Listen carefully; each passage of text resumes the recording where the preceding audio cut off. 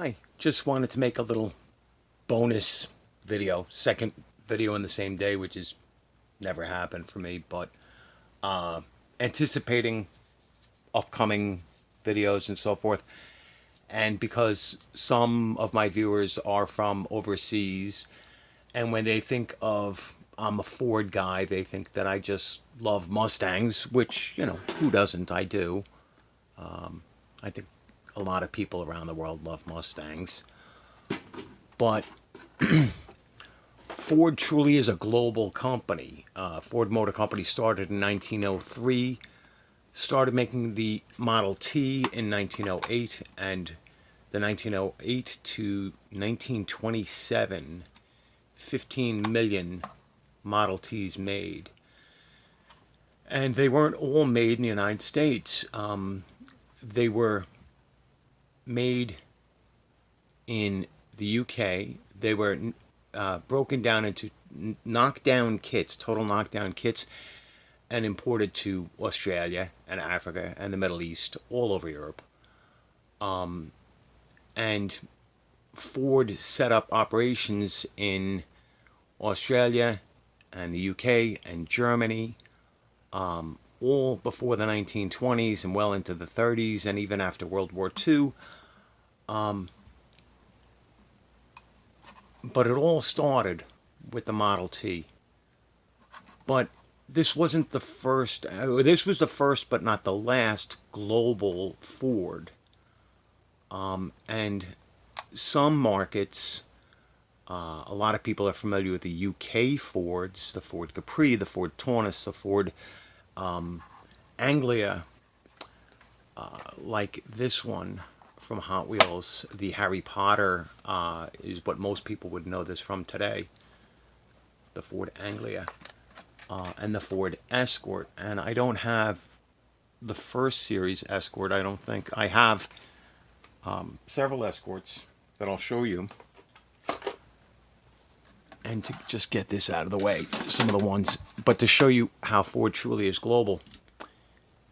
This is the Ford Escort RS 1600. This one from the Fast and Furious movie, from a 5-pack. And this was predominantly built in the UK and Germany, but exported all over the world. And because of Fast and Furious, it's now new into everybody's mind, but it's been a successful car and a rally car for decades. It was. And I have quite a few versions of this from Hot Wheels. This Hot Wheels Speed graphics with the Castrol motor oil graphics.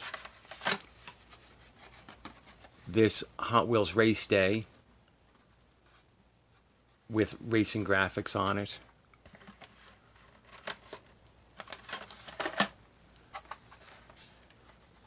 This Baja Blazers with racing graphics, and probably my favorite of the Escorts is this last one,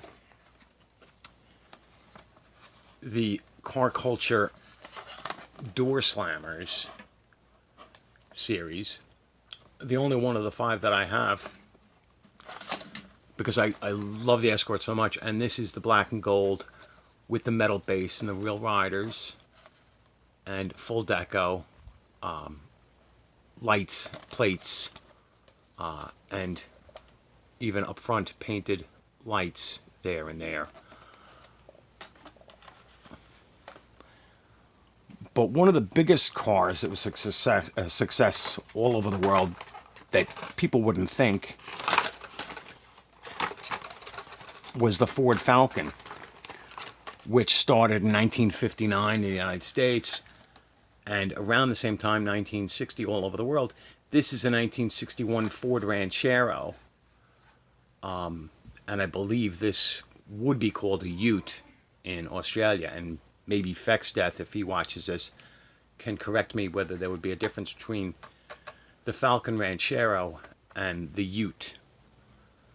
And the Falcon is an interesting vehicle in that around the world it took off, and In the United States, it was from 1959 basically until 1970 when it was replaced by the Ford Torino.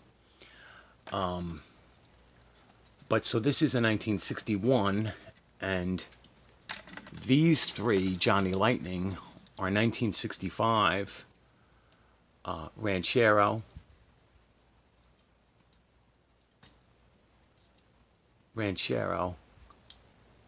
and Sedan Delivery. This one I could only get with the Saturday Evening Post graphics on it. But these are metal base, metal body, nice details, rubber tires, Johnny Lightning.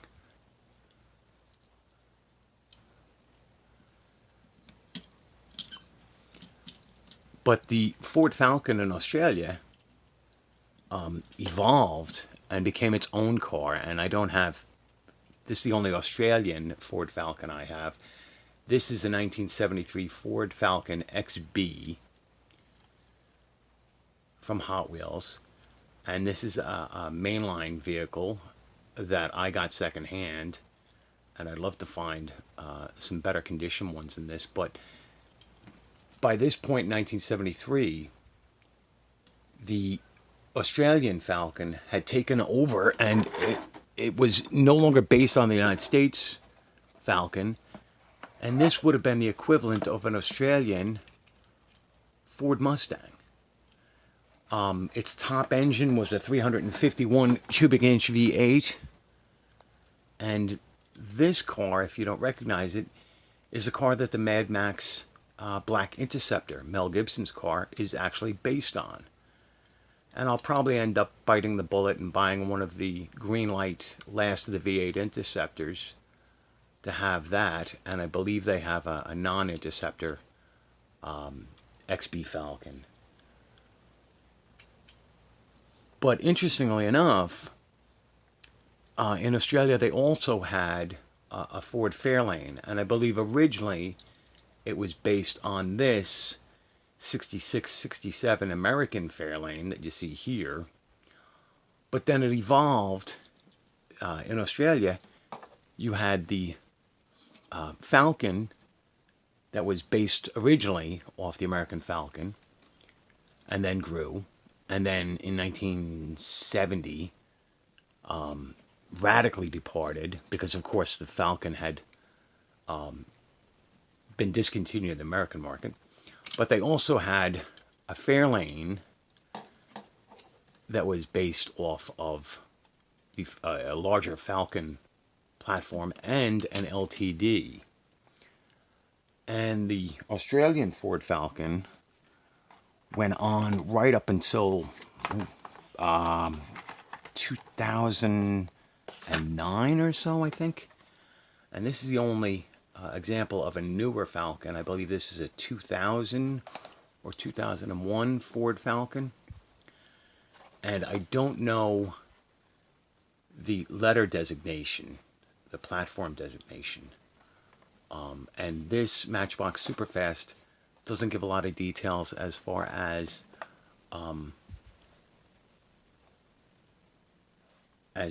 like what engine or anything. So I'm going to assume that this has the Barra inline 6-cylinder. Although again, these were available with a 5-liter V8, and I believe even for a short time the 5.8-liter V8. So Australia and Ford had a unique relationship and had some very interesting vehicles that we never saw here in the United States. And you would think Ford being an American company, we would be the people that other people would envy, but some of us Ford guys really admired the Australian Fords because of movies like Mad Max. This is a newer Focus RS, a global Ford. The original Ford Focus, this Matchbox 1999 Ford Focus, and before that the later model Ford Escort, which Greenlight just came out with two versions in the hot hatches. This 94 Ford Escort RS Cosworth, and then they have the 1996 Cosworth Escort WRC, which I need to pick up here. I probably won't get the rest of the site, but in a future video I'll open this one up. But Ford is considered to be an American company, but it truly is global. This is the European Ford Escort from Hot Wheels, and this is the RS Rally version.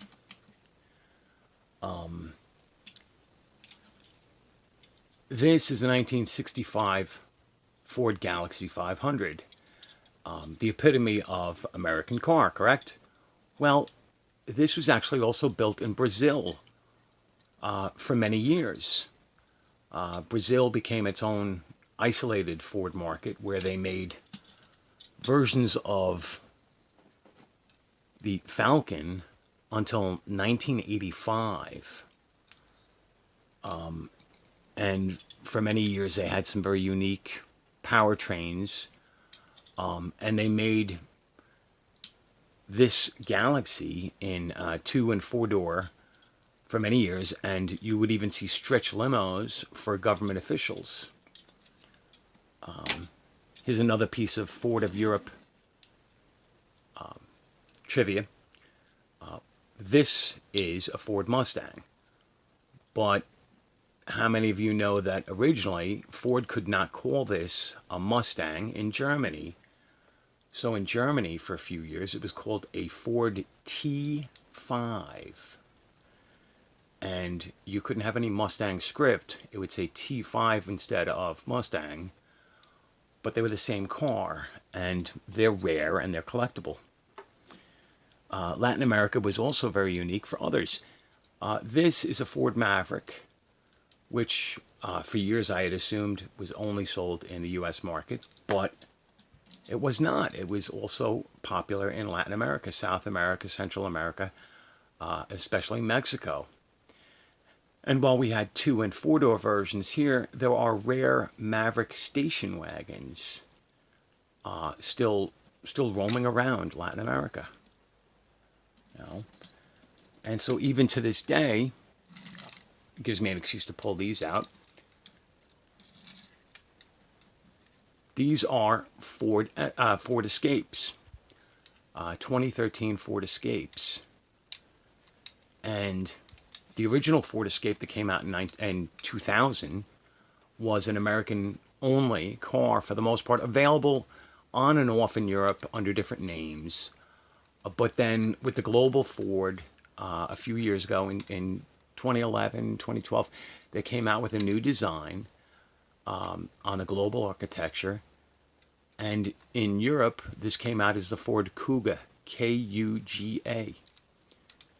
And to this day, they're sold in different markets around the world. This is a truly global car. And I am on my second Ford Escape.